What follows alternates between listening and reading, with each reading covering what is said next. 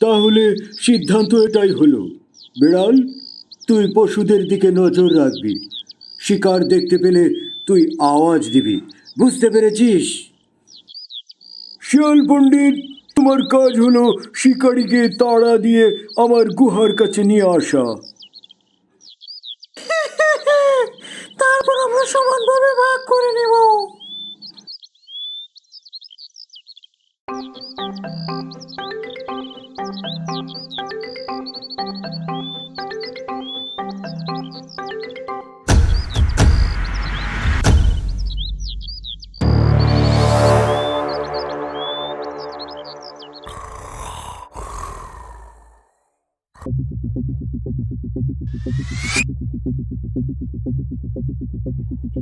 বিড়াল, তাহলে তুই ভাগটা করে ফেল।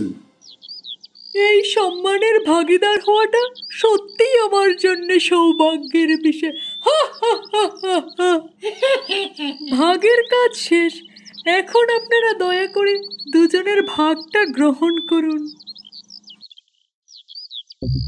হ্যাঁ, তাহলে তোর মতে আমাদের তিনজনের ভাগ সমান হওয়া উচিত, তাই না?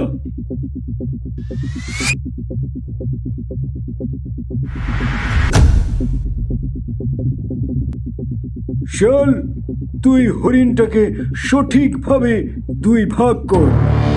যথাজ্ঞা মহারাজ, যথাজ্ঞা মহারাজ, আপনি আপনার ভাগ গ্রহণ করুন।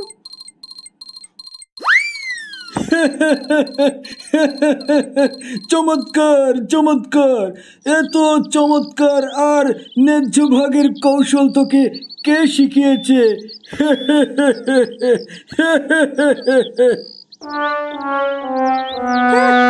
একটু আগেই জনাব, বিড়ালের পরিণতি দেখে নিজেই নিজের ভাগ করা শিখেছি জনাব।